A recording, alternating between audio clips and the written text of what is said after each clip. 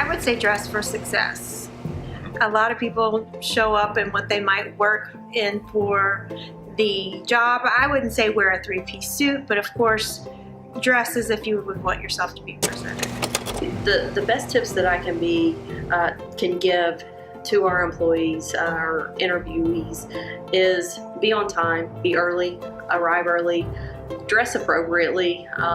Too often I see employees who come in gym shorts and a t-shirt with their shoes untied. That show some professionalism. Carry yourself like you truly want this job. Show motivation in your answers. Ask questions. Ask questions about the company and ask questions about what you'll be doing to make sure that it's a good fit for you as well as the company, as well as you being a good fit for the company. My interview tip is ask me something about my organization. An interview tip that I would suggest all candidates have is make clear and concise decisions and words when they're talking to their potential employer, because that's going to give them the best answer and the best direct relationship with that career. And that could be from the way you show up at the interview. That could also be know a little bit about our company, what we do, maybe where we started, but also be prepared to answer some really tough questions. So a lot of our questions that we're going to ask you outside of, hey, what have you done and why'd you leave, those types of questions, but we want some really good specific situations that you can present, whether it be safety related or maybe how you overcame an obstacle in a previous position. And we're not just going to say, hey, what are your 3 weaknesses? What are your 3 strengths? We want to go deeper than that to see if you're going to. Tip I would give, and as you can tell, I'm very experienced. I've been in manufacturing a long time, but it works with older HR professionals, younger HR professionals, older production managers, younger production managers.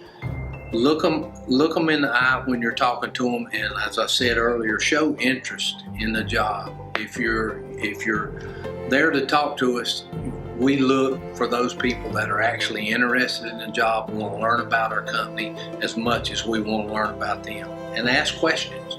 This is not a one-way interview. When you come, you can ask questions. Know about the company that you're getting ready to interview with. Know some history and their markets and what they do. Arrive for the interview early, because if they show up early for the interview, it shows they're interested and that they know that if they get a job, that arriving early is a good thing. Well, I've interviewed a lot of people. I think a person who comes to interview with our company, it would help them tremendously if they had done a little research prior to coming in. If they knew a little bit about our company, the person interviewing them would be extremely impressed that they took the time, took the trouble, and they're taking this interview very seriously. Got another couple of tips. Sit up straight, dress properly, speak clearly, and present yourself well. I would give to someone doing an interview would be ready for the unexpected question.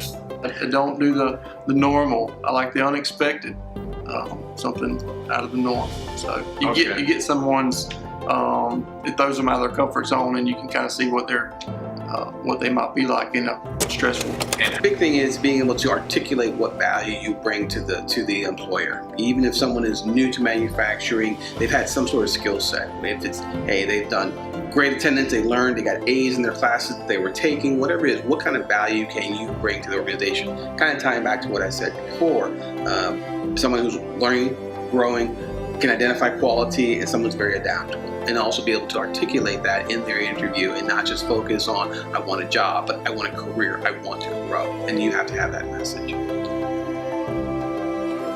I think the most important thing in an interview is not talking about personal stuff. Don't bring personal, family, or anything else into it. When someone says, hey, can you work a second shift? Say, yes, I can work a second shift. Or, no, I can't. Don't go into all the family drama and everything that the employer wants to know. What are you going to do for them? And bringing all the other extraneous stuff that doesn't matter into the interview. And like Frank said, dress appropriate.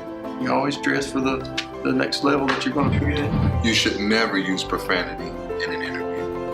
It goes against your professionalism. It goes against the idea that you don't embody what employers look for in candidates. Professionalism, ability to use words that are not profane, and doesn't add the value necessary to ensure a workforce is dynamic and positive. So profanity, do not use it. You should definitely not fall asleep. Oh, you've run across that? Yes. Seriously? Oh my goodness. Definitely don't tell me how the job that you're interviewing for is going to interfere with your personal life, and the fact that you just don't think that you could work all the hours that the employer is looking for you to work because you have a personal life to keep up with. That is the most discouraging answer that I've ever heard. Because we all want to work for a better life for our families, and we have to find a work-life balance in order to be able to provide for